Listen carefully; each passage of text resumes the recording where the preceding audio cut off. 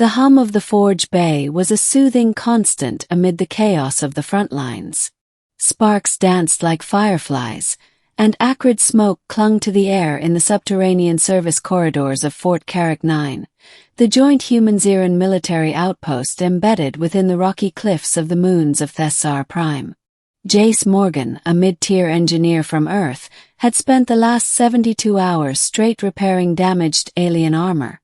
Suits made of materials so advanced they felt almost alive. The humans and Xerans had signed a fragile alliance only a year ago to stand against the Cthar, brutal, insectoid raiders who swept across the galaxy like locusts. The war was relentless, but here in the heart of the mechanic's den, Jace's world was bolts, wires, and synth weave. He hadn't spoken to anyone today except for his AI assistant, Tally, and that had mostly been grunts and sarcastic commentary about melted servo joints.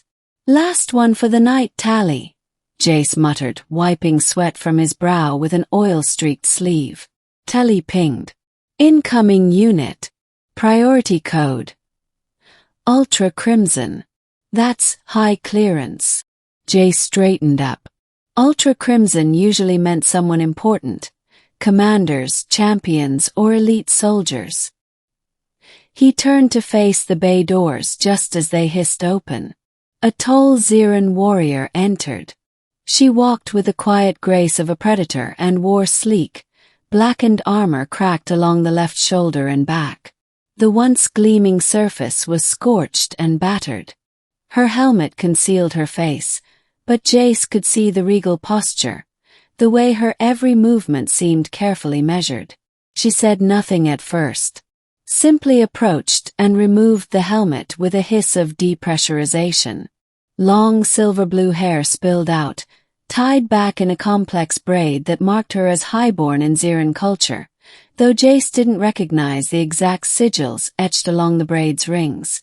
Her face was striking, sharp and symmetrical, with lavender skin, glowing indigo eyes, and faint etchings of silver scales that traced her temples. "I need this restored," she said simply, offering the damaged armor plate. Jace took it gingerly, nodding. "You've had a rough day." She didn't smile. "2 Cthar shock troopers tried to drag me into their hive for processing. I declined." Jace blinked. "Processing? Recycling of organic matter into incubator biomass. Ah, so dinner for their larvae." She tilted her head. "A crude but accurate description." Jace chuckled and turned to the workbench, setting the armor down carefully. As he worked, the Xeran woman watched him with intense, unreadable eyes. "You are human," she said, not as a question. "Last I checked," Jace replied, cracking open the damaged servos with a precise tool. "Engineer, not a soldier. They keep me down here to fix what you warriors break." "You speak plainly," she noted. "I don't know any other way." Her gaze lingered on him. "What is your name?" "Jace Morgan." There was a pause. "I am Vale Zora." He didn't react. Xeran names were notoriously difficult for humans to parse in terms of status.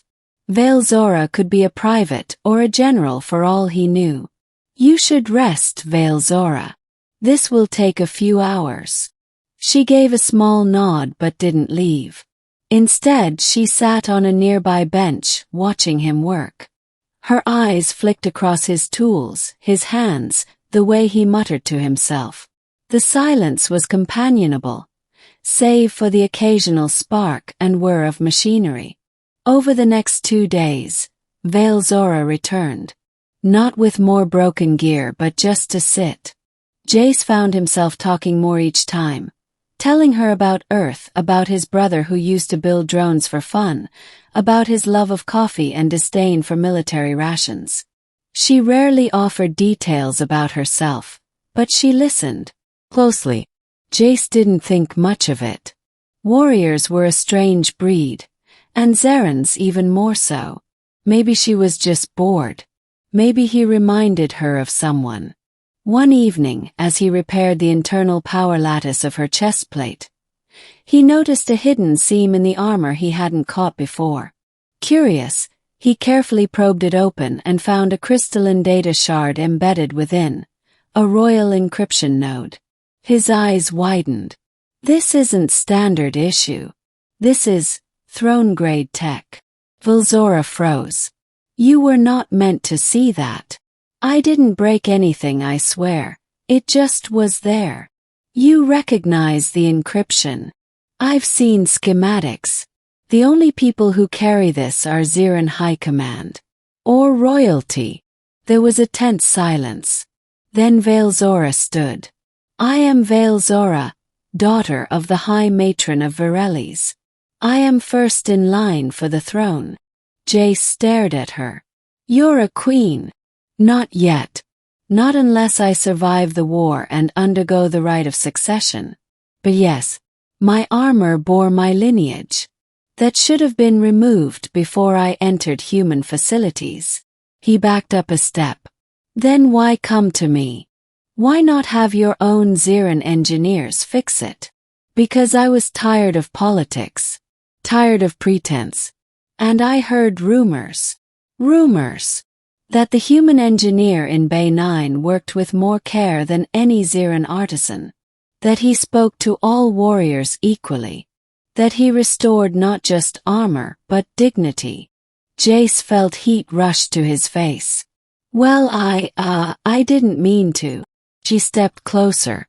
You have not knelt. Not once. Even now. Should I? Velzora studied him. No. I prefer this. The revelation changed things, but not in the way Jace feared. Velzora kept visiting. They talked more. She even laughed once. An oddly musical sound for someone who could kill a Kthar brute with her bare hands.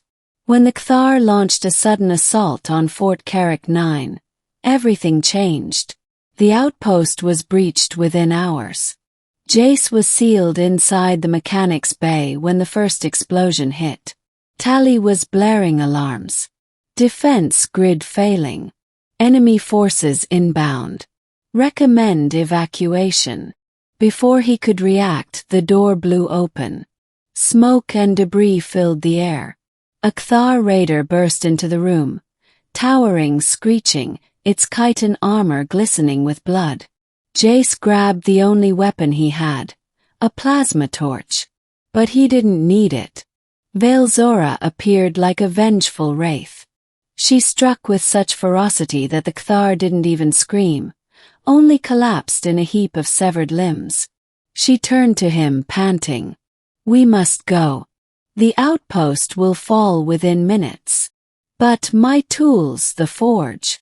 She grabbed his wrist. Leave them. They ran through the corridors, dodging fire, ducking past collapsed walls and dead soldiers. She shielded him from blasts with her body, her half-repaired armor sizzling under impact. They made it to a hangar where a single Ziran dropcraft remained. She threw him aboard and fired the engines. As they lifted off, the ground below erupted in fire and dust. Jace watched Fort Carrick 9 vanish beneath the flames. They reached orbit safe, at least for now. Jace sat in the back of the dropcraft, breathing hard. Velzora knelt before a holoconsole, sending encrypted signals. What now? He asked. She turned, face grim. I am calling in a dreadnought. The House of Virelis will reclaim this sector. But it may take weeks. Where do I go? She hesitated. You could return to human command. Or, you could come with me. He blinked. With you. To your world. You have seen my true self. That is rare. You risked your life. You restored what others thought beyond repair. My armor. My peace. My sense of self. Jace rubbed the back of his neck. I just fixed what was broken. You did more than that. You saw me. Not the crown. Not the lineage. Me.